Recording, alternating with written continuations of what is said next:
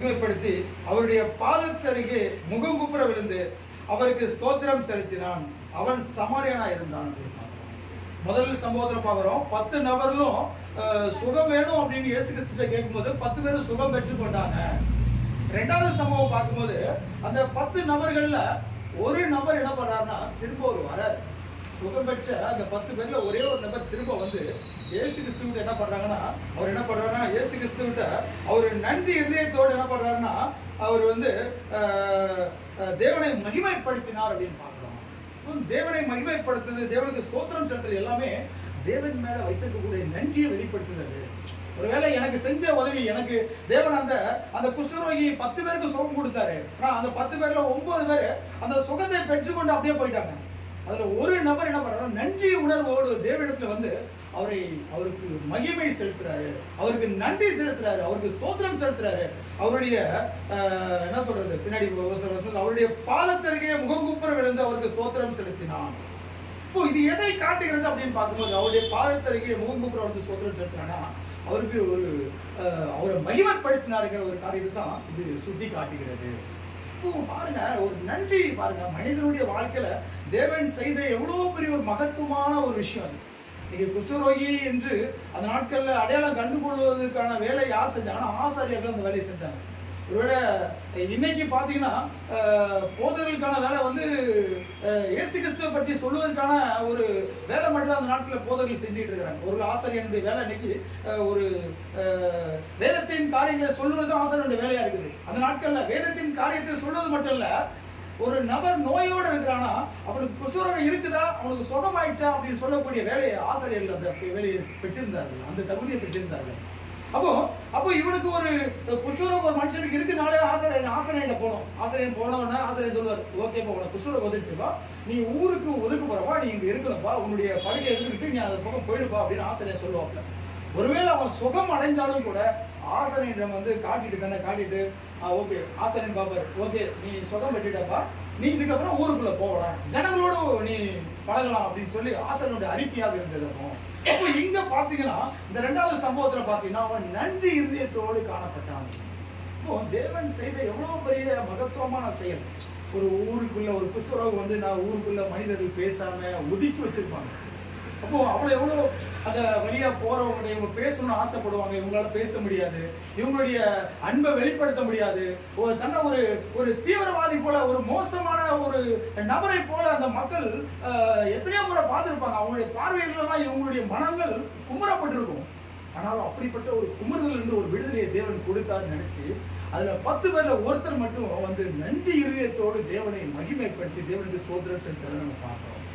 அப்ப இந்த 2வது சம்பவத்துல இதனாலதான் இந்த நபர் ரட்சிக்கப்பட்டாரு. இப்போ 1வது சம்பவத்துல பார்க்கும்போது எல்லா நபர்களும் தேவனிடத்துல வந்தாங்க. தேவனிடத்துல வந்து அவருடைய விண்ணப்பத்தை வைக்கும்போது தேவன் சுகத்தை கொடுத்ததை பார்க்கிறோம்.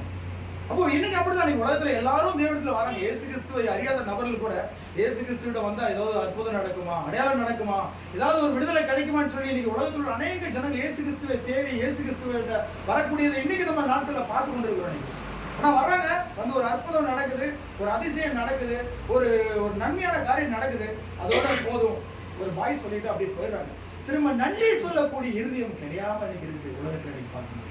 அப்படிப்பட்ட நன்றி சொல்லக்கூடிய இருதயம் இருந்ததுன்னா அவங்க ரட்சிப்பை பெற்றுக்கொள்வாங்க. நீங்க பாருங்க, உலகத்துல இன்னைக்கு நிறைய ஜனங்கள் இருக்கிறாங்க. இன்னைக்கு ஒரு நபர் ரட்சிக்கப்பட்டிருக்கானா அவனை கண்டுபிடிக்கிறது ஒரு எளிதான வழி என்னன்னா அவன் தேவனுக்கு ஸ்தோத்திரம் செலுத்துவான், தேவனுக்கு துதிகளை செலுத்தக்கூடியவனா இருப்பான், தேவனை மகிமைப்படுத்தக்கூடியவனா இருப்பான். அவன் தான் ரட்சிக்கப்பட்டவன். ரட்சிக்கப்பட்டவன் தான் அந்த வேலையை செய்வான். ரட்சிக்கப்பட்ட ஒவ்வொரு நபரும் தேவனை மகிமைப்படுத்துவான், தேவனுக்கு ஸ்தோத்திரம் செலுத்துவான். தேவனுக்கு ஸ்தோத்திரம் செலுத்துறோம், மகிமை செலுத்துவோம் தான் ரட்சிக்கப்பட்டவனா இருப்பான். இப்போ இரண்டுக்குள்ள தொடர்பு பாருங்க.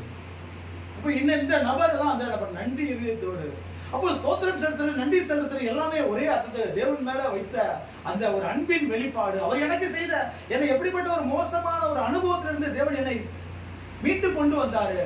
உலக மக்கள் எவ்வளவு சமுதாயம் என்னை புறக்கணித்த பொழுதும் அந்த தேவன் அந்த புறக்கணித்தல இருந்து எனக்கு ஒரு விடுதலையை தந்து மீண்டும் அந்த ஜனங்களோடு நானும் சரிசமமாக பழகுவதற்கும் அந்த ஜனங்கள் என்னிடத்துல ஆச்சரியமான காரியங்களை கேட்டு பெற்றுக்கொள்வதற்கும். பாருங்க, ஒருவேளை குஷ்டரோகம் உள்ள மனிதன் மீண்டும் சுகமடைந்து வந்திருந்தானா அவன் எத்தனை ஜனங்கள் வந்து ஊரோட எவ்வளவு சமுதாயத்துல மக்கள் வந்து கேட்டிருப்பாங்க. கொஞ்சம் சிந்திச்சு பார்க்கணும். நம்ம என்னப்பா நீ இவ்வளவு எத்தனை மாசம் 6 மாசமா இருந்தப்பா ஊருக்கு ஒதுக்கு போறமா, எப்படிப்பா நீ சுகம் பெற்ற, எப்படி நீ இந்த வியாதி உன்னை விட்டு போச்சுன்னு சொல்லி எத்தனையோ ஜனங்கள் அவனை தேடி தேடி வந்து பேசியிருப்பாங்க. அப்போ அவன் தேடி தேடி வந்த மக்களிடம் இப்படி ஒரு தெய்வம் போனாரு. அந்த தெய்வம் நாங்க அவரை தேடி போல, அவருதான் எங்களை தேடி வந்தார். ஏதோ அந்த வழியா போனாரு. அவர் போன செய்தியை கேட்டு நாங்க அவரிடத்துல எங்களுக்கு சுகம் வேணும்னு கேட்டோம். அவர் சுகத்தை கொடுத்தாரு.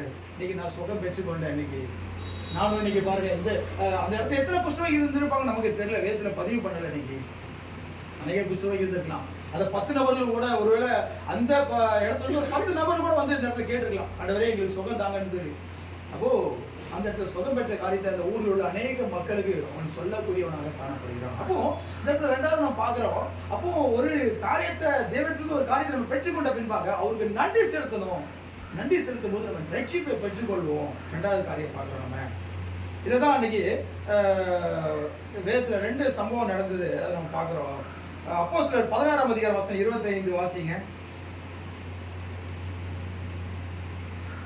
அது ராத்திரியிலே பவுலும் சீலாவும் ஜெபம் பண்ணி தேவனை துதித்து பாடினார்கள். ஆவி வெட்கப்பட்டவர்கள் அதை கேட்டுக்கொண்டே இருந்தார்கள். 25 26 சடுதியிலே சிறைச்சாலையில் அஸ்திபாரங்கள் அசையும்படியாக பூமி மிகவும் அதிர்ந்தது. உடனே கதவுகள் எல்லாம் திறவுண்டது. எல்லாருடைய கட்டுகளும் கலைஞ்சு போயிடுச்சு. பாருங்க, அப்போ இங்க ஒரு சம்பவம் பாருங்க, துதிக்கிற ஒரு அனுபவத்தை நம்ம பார்க்கணும். பவுலும் சீலாவும் நமக்கு தெரிஞ்ச ஒரு காரியம் தான் இது. அங்க துதிக்கிற ஒரு அனுபவம் பாருங்க. அங்க என்ன சொல்றது, பூமி அதிர்ந்தது, சிறைச்சாலை கதவுகள் திறவுண்டது, கைகளை விலங்கு போட்டிருக்காங்க, விலங்கெல்லாம் தெரிக்கப்பட்டன எல்லாமே. பாருங்க, ஒரு பெரிய ஒரு துதித்தல் மூலமாக ஒரு பெரிய அற்புதம் நடக்குது. பாருங்க, ஒரு பெரிய சம்பவம் நடக்குது. தேவன் மகிமைப்படுறதை பார்க்கிறோம்.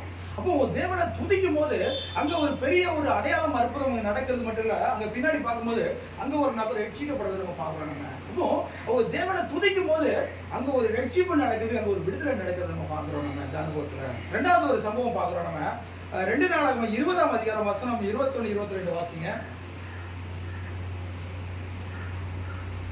2 நாளாகமம் 20 வசனம் 21 22.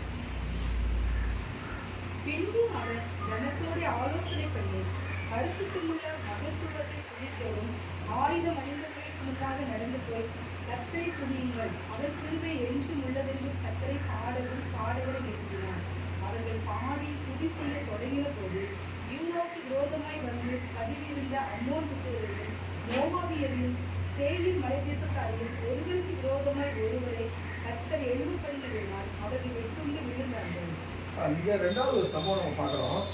யோசபாத்து அவங்களுடைய ஜனங்கள் என்ன பண்றாங்கன்னா, பாடி துதி செய்ய தொடங்கின போதே அங்க என்ன பண்றாங்கன்னா வெற்றி கிடைக்கிறத பார்க்குறாங்க. அப்போ தேவனை பாடி துதிக்கிறது, தேவனை பார்த்தீங்கன்னா பவுல் சீலா அங்க என்ன பண்றாங்க, தேவனை துதிச்சதை பார்க்கிறோம். இங்க பாருங்க, அங்க யோசபாத்துடைய அனுபவத்தை பார்க்கும்போது இந்த யோசபாத்துடைய அனுபவத்திலையும் பாடி அவருடைய ஜனங்களாம் பாடி துதி செய்ய தொடங்கும் போதே அங்க வெற்றி கிடைக்குதாங்க.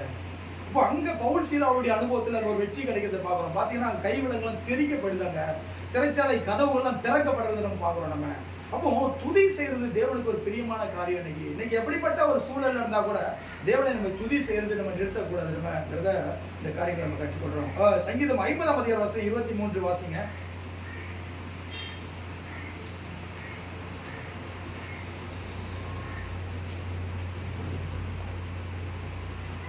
ஸ்தோத்திர பலியிடுகிறவன் என்னை மகிமைப்படுத்துகிறான், வழியை செவிப்படுத்துகிறவனுக்கு தேவனுடைய ரட்சிப்பை வெளிப்படுத்துகிறார் என்று சொல்கிறான். பாருங்க, ஸ்தோத்திர பலியிடுகிறவன் என்னை மகிமைப்படுத்துகிறான். அப்போ தேவனுக்கு நம்ம பலி செலுத்தணும்னா தேவனை மகிமைப்படுத்துறதுக்கு சமமா இந்த இடத்துல சொல்லப்படுகிறது. அது மட்டும் இல்ல, தேவனுடைய ரட்சிப்பை வெளிப்படுத்துறார். அப்படிப்பட்ட காரியங்களை செய்யும்போது தேவன் என்ன பண்றார், நமக்கு ரட்சிப்பை வெளிப்படுத்துகிறார் என்று இந்த இடத்துல நம்ம படிக்கிறோம். நம்ம அப்போ பெற்ற நன்மைக்கு நம்ம நன்றி சொல்லும் போது நம்ம ரட்சிப்பை பெற்றுக்கொள்றோம். இந்த காரியத்தில் பார்க்கிறோம். ரெண்டாவது நம்ம பார்க்கிறோம், பெற்ற நன்மைக்கு நம்ம நன்றி சொல்லும் போது ரட்சிப்பை பெற்றுக்கொள்ளக்கூடிய அந்த குஷ்டரோகியை நம்ம பார்க்கிறோம். நம்முடைய வாழ்க்கையில் கற்றுக்கொள்ளக்கூடிய பாடமாக இருக்குது. மூன்றாவது என்ன பார்க்கிறோம் அப்படின்னா, லூக்கா 17ஆம் அதிகாரம் வசனம் 14 என்ன சொல்லுது அப்படின்னு பார்க்கும்போது, லூக்கா 17 வசனம் 14.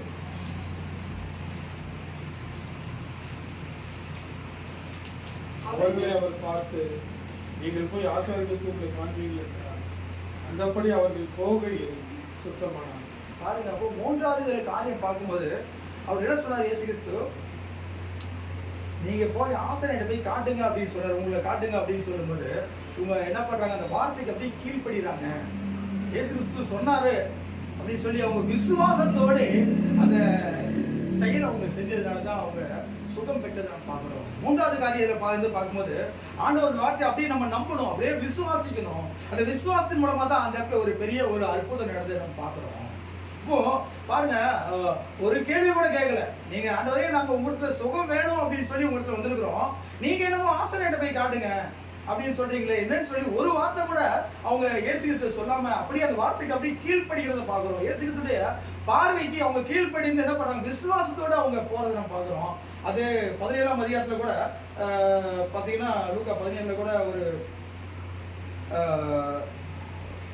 ஒரு வசனம் முன்னாடி கூட சொல்லுவோம், காட்டு அத்தி மரத்தை பார்த்து நீங்க கொஞ்சம் கடுகளவு விசுவாசம் இருந்தா கூட நீங்க ஒரு காட்டு அத்தி மரத்தை பார்த்து நீங்க அது சமுத்திரத்துல போய் போகணும்னு சொன்னா, சமுத்திரத்துக்கு போகணும்னு சொன்னா அது போகும் அப்படின்னு சொல்லி விசுவாசத்தை குறித்து 6ஆம் வசனத்துல சொல்லப்படுகிறது. விசுவாசம் அப்போ ஒரு நபர்களுக்குள்ள அதிகமாக நம்ம காணப்படும், விசுவாசம் இருக்கணும். அப்போ மூன்றாவது இந்த பாடத்துல நம்ம கற்றுக்கொள்ளக்கூடிய காரியம் என்னன்னா விசுவாசம். அப்போ ஒரு தேவன் ஒரு காரியத்தை நமக்கு சொன்னாங்கன்னா அப்படியே நம்ம அந்த வார்த்தைக்கு கீழ்ப்படியக்கூடியவர்களாக நம்ம காணப்படணும். அப்போ ஆண்டவருடைய வார்த்தையை அப்படியே நம்பணும். அப்படி நம்பும் போது தான் இவங்க என்ன பண்றாங்க, இவங்களுக்கு ஒரு சுகம் கிடைக்குது, சுகத்தை பெற்றுக்கொள்றத நம்ம பார்க்க முடியுது. அப்போ அடுத்ததாக நம்ம பார்க்கும்போது 4வது காரியம் என்னன்னா, இதுல இருந்து பார்க்கும்போது லூக்கா 17ஆம் அதிகாரம் வசனம் 17-18 என்ன சொல்லுதுன்னு பார்க்கும்போது, அப்பொழுது இயேசு, சுத்தமானவர்கள் 10 பேர் அல்லவா, மற்ற 9 பேர் எங்கே? தேவனை மகிமைப்படுத்துகிறதுக்கு இந்த அந்நியனை ஒழிய மற்ற ஒருவனும் திரும்பி வர காணோமே என்று சொல்லி.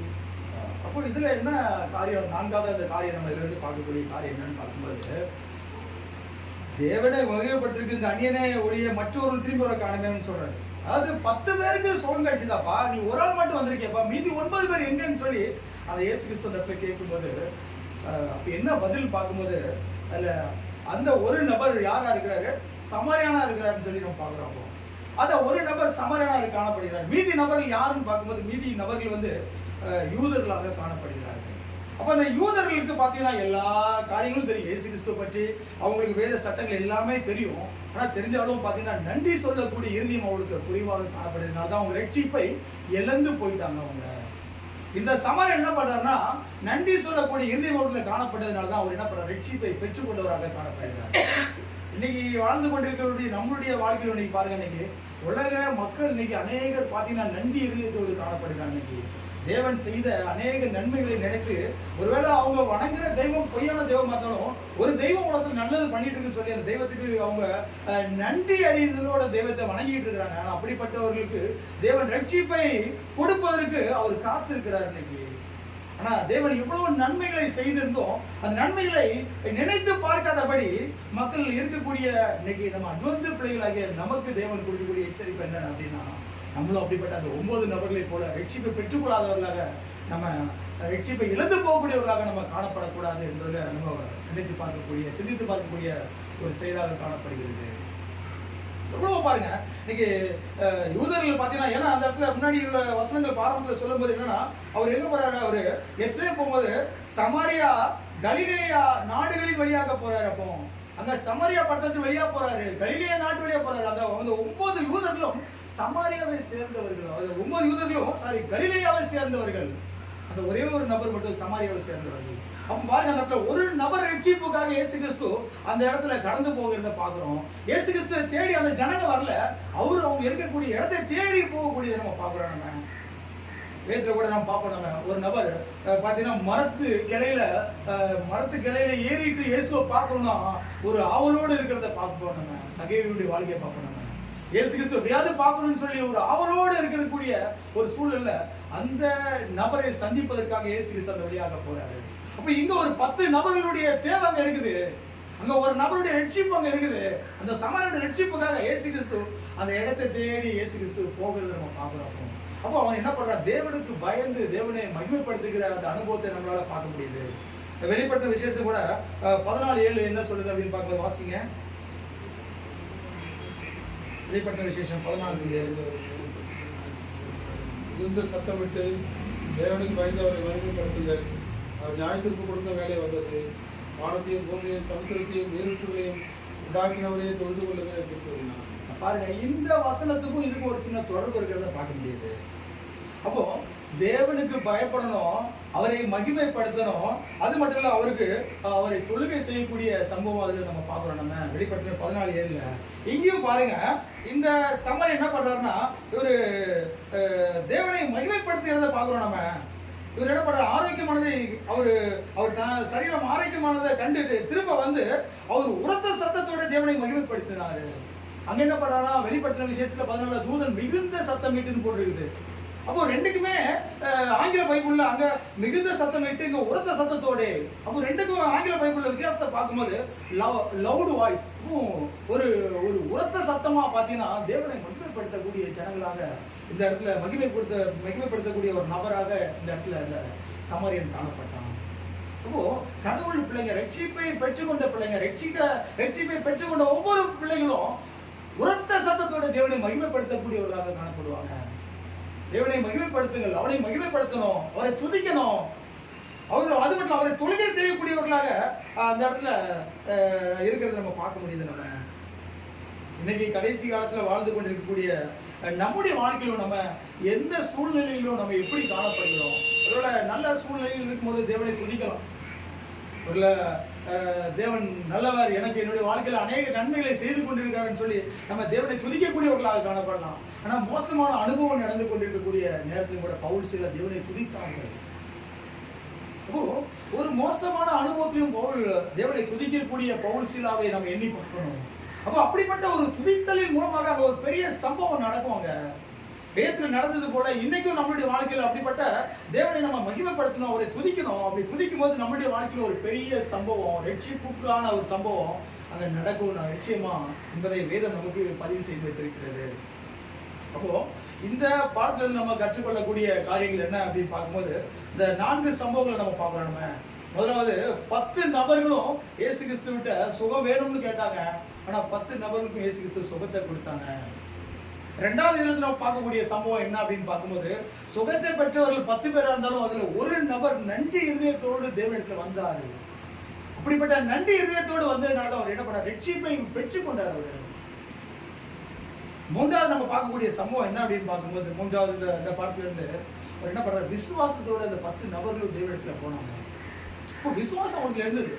ஒரு விசுவாசத்தோட அவங்க போனதுனால தான் அவங்க சுகத்தை பெற்றுக்கொண்டதை நம்ம பார்க்கிறோம். நம்ம அவங்களுக்கு விசுவாசம் இல்லைன்னு வச்சுக்கோங்களேன், அவங்க கேள்வி கேட்டுப்பாங்க, ஆண்டவரே என்ன ஆண்டவரே, நாங்க சுகம் வேணும்னு உங்கள்கிட்ட சொல்லி வந்திருக்கிறோம், நீங்க ஏதாவது எங்களை பார்த்து ஏதாவது ஜெபம் பண்ணுவீங்க, நீங்க எங்களை உங்களுடைய கரத்தினால எங்களை தொடுவீங்க, ஒருவேளை எங்களை ஏதாவது நீங்க செய்வீங்கன்னு பார்த்தா நீங்க என்னமோ ஆசிரியர்கிட்ட போக சொல்றீங்கன்னு சொல்லி கேள்வி கேட்டிருப்பாங்க. அவங்களுக்கு விசுவாசம் காணப்பட்டது. மூன்றாவது பார்க்கக்கூடிய சம்பவம்.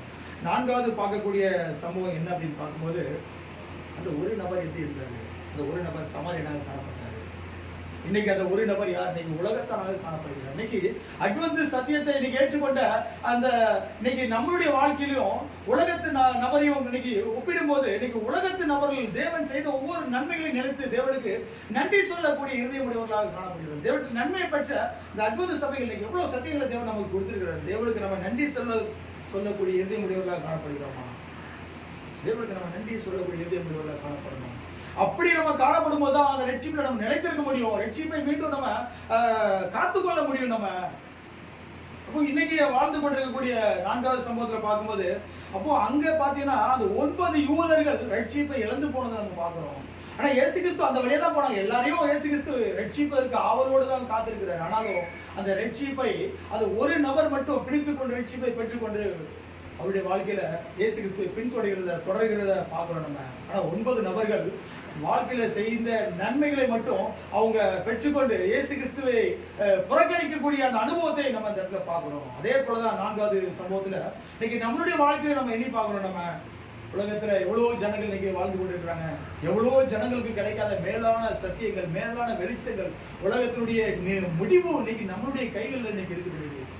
எவ்வளவு பெரிய சயின்டிஸ்டா இருக்கட்டும், எவ்வளவு பெரிய ஆராய்ச்சி செய்யக்கூடிய நபர்களாக இருக்கட்டும், விஞ்ஞானத்துல வளர்ந்திருக்கக்கூடிய நாட்டில் உள்ள எத்தனையோ நபர்களால முடியாத என்ன சொல்றது, கணக்கிட முடியாத, அவங்களால கணிக்க முடியாத காரியங்களை தேவன் நமக்கு கொடுத்திருக்கிறாரு. நம்ம அப்படிப்பட்ட சத்தியத்தை பெற்றுக்கொண்ட நாம் தேவனை ஸ்தோத்திரிக்கிறோமா? தேவனை மகிமைப்படுத்துகிறோமா, தேவனுக்கு நன்றி சொல்றோமா என்பதை நம்ம சிந்திச்சு பார்க்கணும். அப்படிப்பட்ட நன்றி சொல்லக்கூடிய இருதயம் நம்மளுடைய வாழ்க்கையில நம்ம காணப்படுமா? நம்மளும் அப்படிப்பட்ட அந்த சமாரியனை போல நம்மளும் ரட்சிப்பை பெற்றுக் கொள்வோம். தேவன் அப்படிப்பட்ட ரட்சிப்பை நிலைத்திருக்கணும் தேவன் ஆசைப்படுறாங்க. அவர் வந்த நோக்கமே என்ன? பூமிக்கு வந்த நோக்கமே என்ன பண்றாரு? பூமிக்கு வந்த நோக்கமே ஒரு நீதிமான்களுக்காக அல்ல, அவர் பாவிகளுக்காகவே இந்த பூமிக்கு வந்தார். அவர் ஒவ்வொரு மனு குலத்தையும் ரட்சிக்கணும்னு வந்தார். அவரு இன்னைக்கு உலகத்துல பார்க்கும்போது இன்னைக்கு அநேக நபர்கள், நானும் என்னுடைய அனுபவத்துல பார்க்கும்போது அநேக இடங்கள்ல பார்க்கும்போது நிறைய நபர்கள், புதிய புதிய நபர்கள் வருவாங்க, சொல்லுவாங்க இயேசு கிறிஸ்து அவங்க அந்த அந்த ஆலயத்துக்கு போனோம், அந்த சர்ச்சுக்கு போனோம், ரொம்ப நாள் எங்க வீட்டுல பிரச்சனை இருந்தது, ரொம்ப கட்டுகள் இருந்தது, ஏதோ செய்வினை கட்டுகள் இருந்தது, எங்க வீட்டுல ரொம்ப போராட்டம் இருந்தது, எங்க வீட்டுல ஒரு நன்மை நடக்காம இருந்தது, பல ஆண்டுகளா இருந்தது, எத்தனையோ நாங்க பூஜைகள் செய்தோம், எத்தனையோ தெய்வத்தை நாங்க வணங்கணும், எத்தனையோ பரிகாரம் செஞ்சோம், ஆனா ஒண்ணுமே நடக்கல. ஆனா ஒரு இயேசு கிறிஸ்துவிட்ட போனோங்க, எங்களுக்கு ஒரு அற்புதம் செஞ்சாரு, எங்களுக்கு சுகம் கொடுத்தாருன்னு சொல்லி எத்தனையோ நபர்கள் சொல்லுகிறத நான் கேட்டுக்கிறேன். அதனால அதுக்கு பின்பாக அந்த கேள்வியை அவருக்கு வைக்கும்போது, இப்போ நீங்க என்ன செஞ்சிட்டு இருக்கீங்க, இயேசு கிறிஸ்துவ வணங்குறீங்களான்னு ஒரு கேள்வி கேட்டா அதற்கு அவங்களுக்கு பதில் கிடையாது. அப்போ பாருங்க, இயேசு கிறிஸ்துவோட நன்மையை பெற்றுக் கொண்டுட்டு அப்படியே போயிடுறாங்க. இந்த 10-9 குஷ்டரோகிகள் போல போயிடுறாங்க. ஆனா அந்த ஒரு நபர் பாருங்க, நன்றி இருதயத்தோடு இயேசு கிறிஸ்துவை தேடி அவரை பின்தொடரக்கூடிய அனுபவத்தை பார்க்கிறோம். பாருங்க, அந்த பாதத்துல இயேசு கிறிஸ்துவின் பாதத்துல விழுந்து நம்ம பார்க்கிறோம். வேற ஏதாவது சம்பவங்கள் ஏதாவது உங்களுக்கு ஞாபகம்? இயேசு கிறிஸ்துவின் பாதத்துல விழுந்து அவருடைய பாதத்தை முத்தம் கொடுத்த அனுபவத்தை பார்க்கிறோம். பாருங்க, நம்ம மதுரையின் மரியாதை பார்க்கிறோம். நம்ம அப்போ அப்படிப்பட்ட இயேசு கிறிஸ்து மேல பாதத்தை பிடிச்சு அவருக்கு நன்றி செலுத்தக்கூடிய, பாருங்க அந்த அம்மாவுக்கு எவ்வளவு ஒரு தன்னுடைய வாழ்க்கையில தேவன் கொடுத்த காரியங்களை நினைச்சு பார்த்து அவருக்கு நன்றி செலுத்தக்கூடிய இருதயம் அவங்களோட உள்ளத்துல இருந்ததுனாலதான் அவங்க ரட்சிப்பில் நிலைத்திருந்தாங்க. அவங்க இன்னைக்கு பாருங்க, ஒரு நபர் இன்னைக்கு ரட்சிப்பை விட்டு விலகி போறானா அதுக்கு முக்கிய காரணம் அவனுக்கு நன்றி, அவனுடைய உள்ளத்துல நன்றி அறிதல் குறைவாக இருக்கும். நன்றி அறிதல் உடைய நபர்கள் என்னைக்குமே ரட்சிப்பை இழக்கவே மாட்டாங்க. இன்னைக்கு தேவன் செய்த நன்மைகளை நினைத்து கொண்டு தேவனை எந்த சூழ்நிலையிலும் பவுல் சீலாவை போல எப்படிப்பட்ட சூழ்நிலைகளா இருந்தாலும் தேவனுக்கு அவங்க நன்றி சொல்லக்கூடியவங்களா காணப்படுவாங்க. எந்த நபருடைய வாழ்க்கை எடுத்துக்கொள்ளுங்க, அது எப்படிப்பட்ட சூழ்நிலையா இருக்கட்டும், ஒருவேளை அவருடைய குடும்பங்கள் ஒருவேளை அவரை புறக்கணிச்சிருக்கலாம், ஒருவேளை அவருடைய அந்த சமுதாயம் அவரை புறக்கணிச்சிருக்கலாம், ஒருவேளை அவர் மேல ஒரு பெரிய ஒரு வழக்கு தொடரப்பட்டு அவர் சிறைச்சாலைக்குள்ளே செல்லக்கூடிய ஒரு அனுபவம் நடக்கலாம். ஆனால் அவர் தேவன் மேல அவர் நன்றி அறிதல் அவருக்கு இருந்ததுன்னா அவர் தேவனுக்கு ஸ்தோத்திரம் செலுத்துவாரு, அவர் தேவனை மகிமைப்படுத்துவாரு, அவர் ரட்சிப்பை காத்துக் கொள்வாரு, ரட்சிப்பில் நிலைத்திருக்கக்கூடிய அனுபவத்தை நம்ம பார்க்க முடியும் நம்ம இன்னைக்கு. அப்போ அந்த பெண் பாருங்க, மதுரை மரியாதை தன்னுடைய வாழ்க்கையில அவங்க ஜீவன் போக வேண்டிய ஒரு சூழ்நிலையில கூட இயேசு கிறிஸ்து அவருடைய வாழ்க்கையில செய்த நன்மைகளை நினைத்து அவர் என்ன பண்றாங்க, இயேசு கிறிஸ்துடைய பாதத்தை அருகே வந்து அவருக்கு முத்தம் கொடுத்து அவருடைய பாதத்தை தன்னுடைய கண்ணீரால் நனைத்து தன்னுடைய தலைமுடியை கொண்டு துடைத்து அவருக்கு அந்த நன்றி காரியங்களை அவருக்கு ஏறெடுக்க முடியுது நம்ம பார்க்கிறோம். நம்ம இன்னொரு சம்பவத்தை நம்ம வேத்துல நிறைய சம்பவத்தை பார்த்து இயேசு கிறிஸ்துவை பார்த்து பிடித்த சம்பவம் நிறைய இருக்குது. பேதுருடைய அனுபவத்தை கூட நம்ம பார்க்கிறோம். பேதுருடைய அனுபவத்துல கூட இயேசு கிறிஸ்துவை பார்த்து பிடிச்ச, ஆண்டவரே நான் பாவியாகிய மனுஷன், நீங்க என்ன விட்டு போயிடுங்க ஆண்டவரே, நான் பாவியாகிய மனுஷன், உங்க பக்கத்துல நிற்கிறதுக்கு எனக்கு தகுதி இல்லைன்னு சொல்லி பேதுரு சொல்லக்கூடிய காரியத்தை பார்க்கிறோம். அப்போ இயேசு கிறிஸ்துவை பார்த்து பிடிக்கிறவங்க எல்லாருமே வந்து ரட்சிப்பில் நிலைத்திருக்கிறாங்க. நிறைய சம்பவத்தை வேத்துல நம்ம சொல்ல முடியும். நம்ம இயேசு கிறிஸ்துவை பார்த்து ஒருத்தர் முடிச்சிட்டான், அவன் ரட்சிக்கப்பட்டுட்டான், ஒரு ரட்சிப்பு நிலைத்திருக்கிறான் தான் சொல்ல முடியும். நம்ம இயேசு கிறிஸ்துவை பார்த்து பிடிச்சு அவன் அதை விட்டுட்டு பார்த்து பிடிச்சவன் யாருந்த ரட்சிப்பு இழந்து போனதை வேத்துல நான் பார்க்கல இது வரைக்கும். ஏதாவது சம்பவங்கள் இருக்கா எனக்கு தெரியல ஒருவேளை. அப்போ அப்படிப்பட்ட இயேசு கிறிஸ்துவினுடைய பாதத்தை பிடித்துக் கொள்ளக்கூடியவர்களாக அந்த சமரியனை போல நம்மளுடைய வாழ்க்கையில் நம்ம காணப்படுவோம். எந்த சூழ்நிலைகள் வந்தாலும் சரி, நம்ம அவருடைய பாதம் நமக்கு தஞ்சம், அவருடைய பாதம் நமக்கு தஞ்சம். அவர் நம்முடைய வாழ்க்கையில செய்யக்கூடிய எல்லா நன்மைகளுக்காகவும் நம்ம அவரை ஸ்தோத்திரம் செலுத்தக்கூடியவர்களாக காணப்படணும். ஒருவேளை சூழ்நிலைகள் எப்படி வேணாலும் கடந்து போகலாம், சூழ்நிலைகள் மாறலாம், நன்மையான சூழ்நிலைகள் இருக்கலாம், மோசமான சூழ்நிலைகளா இருக்கலாம். அதனால சூழ்நிலைகளை கண்டு நம்ம தேவனை நம்ம முறுமுறுக்காதவர்களாக காணப்படணும். நம்ம அப்போ இதுல இருந்து நம்ம கற்றுக்கொள்ளக்கூடிய பாடங்கள் 4 காரியங்கள் தான். என்னைக்குமே இன்னைக்கு உலகத்து மக்கள் நன்மையை பெற்றுக்கொண்டு வந்தா அப்படி நிறுத்திடுறாங்க. எனக்கு அநேக நபர்கள் இயேசு கிறிஸ்துவோட நன்மையை பெற்றுக்கொண்டு அப்படி நிறுத்திடுறாங்க. அடுத்த ஸ்டெப்புக்குள்ள போக மாட்டேங்கிறாங்க. அடுத்த ஸ்டெப்புக்குள்ள போகும்போது தான் அவங்க ரட்சிப்பை பெற்றுக்கொள்றாங்க. இயேசு கிறிஸ்துவை ருசி பார்க்கக்கூடிய அனுபவம், கர்த்தர் நல்லவர் என்பதை ருசித்து பாருங்கன்னு சொல்லி தாவீது சொல்லக்கூடிய அந்த அனுபவத்தை எல்லாம் பெற்றுக்கொள்ள முடியும். கர்த்தரை ருசி பார்க்கக்கூடிய அனுபவம், அவர் தொடர்ந்து அவரை ஸ்தோத்திரம் செலுத்தும் போது, அவரை மகிமைப்படுத்தும் போதுதான் அந்த அனுபவத்துக்குள்ள அவங்க கடந்து செல்ல முடியும் என்பதுதான் நாம அதனால கற்றுக்கொள்ளக்கூடிய பாடம். இதுல இருந்து நாம கற்றுக்கொள்ளக்கூடிய பாடம் என்னன்னா, இன்னைக்கு தேவன் நம்மளுடைய வாழ்க்கையில எத்தனையோ நன்மைகளை செய்திருக்கிறாரு. நாம எப்படி இருக்கிறோம்? ஒருவேளை அந்த 9 யூதர்களை போல நன்மையை பெற்றுக்கொண்டு அப்படியே நம்ம போயிடுறோமா, இல்லை அந்த சமாரியனை போல நம்மளும் நன்றி செலுத்தக்கூடிய இதயமுடையவர்களாக காணப்படுகிறோமா என்பதை நம்ம சிந்தித்து பார்க்கணும். சமாரியனை போல நன்றி செலுத்தக்கூடிய இதயமுடையவர்களாக நம்ம காணப்பட வேண்டும் என்றுதான் தேவனுடைய சித்தமாக இருக்கிறது. அப்படிப்பட்ட நன்றி அறிதலோடு நம்ம காணப்படும் போது நம்ம ரட்சிப்பை பெற்றுக்கொள்ள முடியும், ரட்சிப்பில் நிலைத்திருக்க முடியும். அது மட்டும் இல்லை, அநேக ரட்சிப்புகளை நடத்த முடியும் என்பதை தேவன் நமக்கு கொடுத்த செய்தியாக காணப்படுகிறது. அப்படிப்பட்ட ரட்சிப்பில் நிலைத்திருக்க தேவன் நமக்கு உதவி செய்வதாக. ஆமென்.